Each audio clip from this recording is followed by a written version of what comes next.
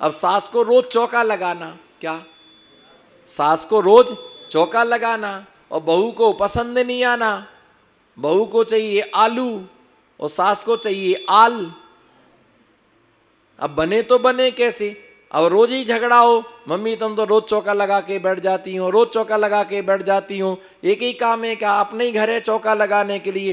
तो सास ने समझाया कि बेटा अपन नहीं करेंगे तो को अपना पुण्य अपना भाग्य कि अपन को ऐसा, मम्मी ऐसा भाग्य हमको नहीं चाहिए। और ऐसा झगड़ा कर करके बहू क्या हो गई?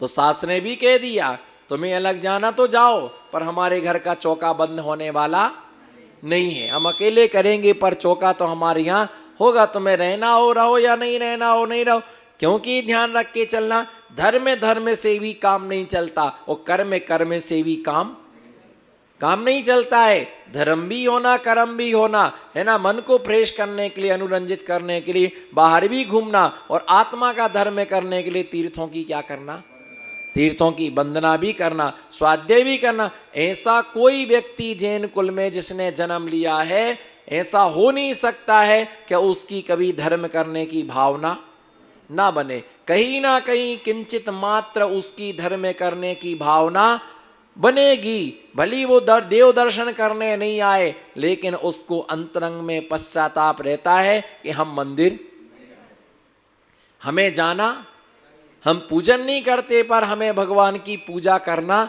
चाहिए, हम स्वाध्याय नहीं करते पर हमें स्वाध्याय करना चाहिए, हम चौका नहीं लगा रहे पर हमें लगाना चाहिए, हम भगवान की भक्ति नहीं करते पर हमें उसे कहीं ना कहीं इस चीज का मन में क्या होता है, मलाल होता है, उसे पश्चाताप होता है।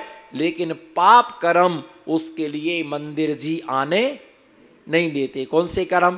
पाप कर्म। उसे मंदिर, इतने पाप किए हैं कि वो मंदिर का दरवाजा ही नहीं देखता है, मंदिर का वो दरवाजा ही नहीं देखता है। भगवान की भक्ति करने का भाव उसका नहीं बनता, पुण्य करने का अर्जन नहीं बनता। घर में 3 है, एक को धर्म में रुचि है, एक को नहीं है।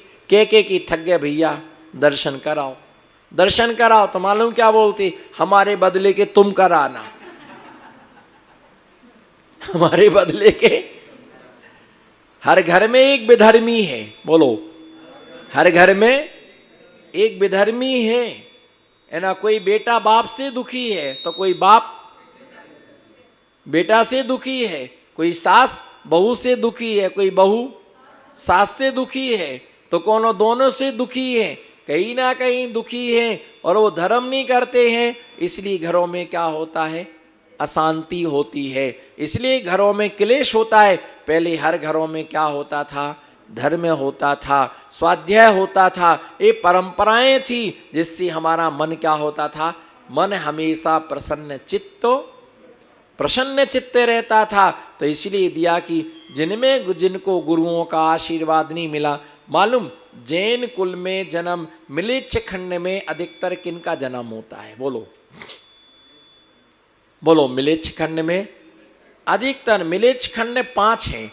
मिलेच्छ खंड का मतलब होता है जिनका आचार विचार जिनका अच्छा नहीं होता। कौन होते हैं मिलेच्छ?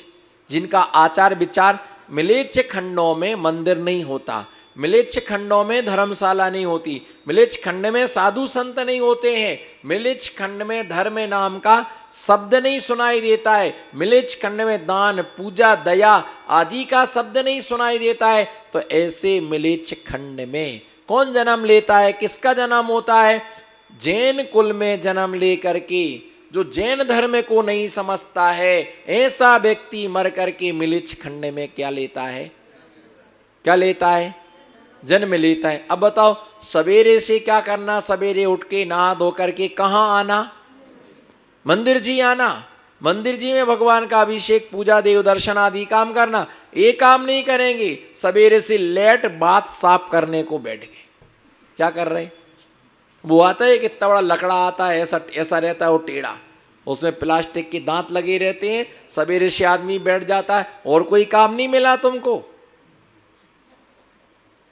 गंदा करने को साफ कर रहा, गंदा करने के लिए वो बैठ जाएगा, बाथरूम धोने को बैठ जाएगा, बर्तन है ना साफ, हौदी साफ करने को बैठ जाएगा, बाथरूम लेट की, ये काम करने को पूरा समय है, लेकिन भगवान के दर्शन अभिषेक करने को, दर्शन अभिषेक करने के लिए क्या नहीं है, समय नहीं है। और अच्छा है यहां से खड़े होकर के दोनों जगह के नेमिनाथ भी दिख जाते हैं और महावीर भी दिख जाते हैं। तो एक ही जगह खड़े होके भगवान आपको भी नमोस्तु, आपको भी नमोस्तु, और इन दो के साथ में महाराज जी फ्री दिख जाते हैं।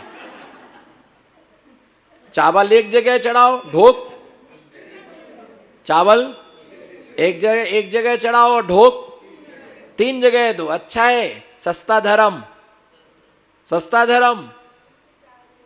और मालूम क्या होता है, कहीं त्रिकाल चौबीसी हो, कहा कहीं त्रिकाल, जैसे गिरनार जी में त्रिकाल चौबीसी बनी हुई है समोसा मंदिर में, बहुत लंबी दूरी पर बनी है। तो एक डोकरी से चला नहीं जा रहा था, तो मालूम ऐसा मुंह बना के क्या कह रही थी, इतने दूर दूर बैठे सब मिलके एक ही जगह बैठ जाते तो, और उसे चला नहीं जा रहा होगा। और दर्शन तो सबके करना है, बोलो दर्शन तो, दर्शन सब भगवान के करना है। अब उसे चला नहीं जा रहा, 8-10 भगवान को नमोस्त तो कर लिया होगा, उसने देखा ये तो 72 के 72 बैठे। कितने बैठे बोलो ना, 24 थी 72, और ऐसे मतलब 3-3 हाथ के अंतराल से एक फिर एक फिर एक फिर एक फिर। तो गुस्साएं बोलती तीनों जने सारे भगवान एक ही वेदी पर बैठ जाते तो क्या बिगड़ जाता। ये डोकरी की दम निकली जा रही, दम घुटी जा रही, कितना बड़ा चला नहीं जा रहा, कहाँ कहाँ बैठे भगवान। एक जगह बैठते तो एक ही जगह चावल चढ़ाना पड़ते, नहीं चावल चढ़ाओ नरक में जाओगे, दुर्गति में जाओगे। बिना से ढोक नहीं देते, दर्शन नहीं करते, ऐसी ऐसी बातें लग गई। अरे ये लग जाते कि जवान लोग अच्छे से दर्शन नहीं करें दुर्गति में जाएंगे, बुढ़े लोगों को 80% छूट है। छूट का तो नाम ही नहीं दे गए, और छूट छूट के गए, छूट का नाम नहीं दे गए। अरे भैया तुम्हें एक जगह आप देखना, जब त्रिकाल चौबीसी के लोग दर्शन करते हैं तो एक जगह खड़े हो जाएंगे। न दर्शनम देव देवस्य न पाप नाशनम न स्वर्ग सोपानम न मोक्ष साधनम, कुछ भी नहीं ऐसे कर लिया, बस चलते बने। कई लोग शिखर जी जाते, चंदा प्रभु की टोंक नहीं जाते, वहीं से देख लेते, जय हो भगवान। अभिनंदन की टोंक को ऊपर से देख लो, भगवान वहीं से मोक्ष गए थे, नमोस्तु हमारा नीचे से नमोस्तु, वो सीधे जल मंदिर में प्रवेश कर जाते। भैया ध्यान रख करके चलना कि संसार में ऐसा ही लोगों की स्थिति, जितने लोग सदगति के लिए प्राप्त हुए, जितने लोग सदगति के लिए प्राप्त हुए हैं, है ना, वो अपने किसी ना किसी गुरु के आशीर्वाद से क्या हुए, प्राप्त हुए। बिना गुरु आशीर्वाद के, है ना, वो प्राप्ति कभी भी होती नहीं है। आगे आचार्य महाराज बतला रहे, जिन सिद्ध सूर्य देशक, जिन सिद्ध सूर्य देशक, साधु बरान मल गुण गणों पेता, पंच नमस्कार पदई त्रिसंध्यमभिनौमि मोक्ष लाभाय। हाँ, आचार्य महाराज यहाँ पर ये बता रहे कि 5 परमेष्टि, कितने 5 परमेष्टि कौन कौन से, अरिहंत, सिद्ध, आचार्य, उपाध्याय और साधु, जिसमें यानी सिद्ध भगवान के लिए जिन, क्या कहा, सिद्ध भगवान को जिन, है ना, अरिहंत भगवान को जिन, और सिद्ध भगवान को सिद्ध, आचार्य को सूरी, क्या, आचार्य के लिए सूरी, उपाध्याय का दूसरा नाम पाठक, और साधु का नाम साधु। तो इन 5 परमेष्टि भगवान के बरान मल गुण गणों पेतान, ऐसे जो निर्मल अनंत गुणों से युक्त, 5 परमेष्टि निर्मल अनंत गुणों से जो क्या हैं, युक्त हैं। कितने गुणों से, अनंत गुणों से जो युक्त हैं, ऐसे निर्मल, निर्मल शब्द का अर्थ होता है मल से रहित।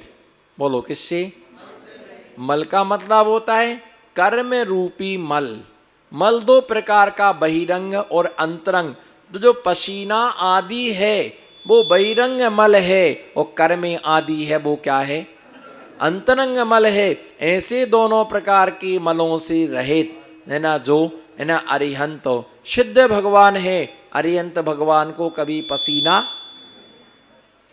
कभी उनको पसीना, शरीर है पर उनको पसीना नहीं आता। और हमको बात बात पर पसीना आता है। बात बात पर जिसकी शादी नहीं हुई उसको पसीना आ रहा, जिसकी हो गई, अच्छा आज आपको पता चला,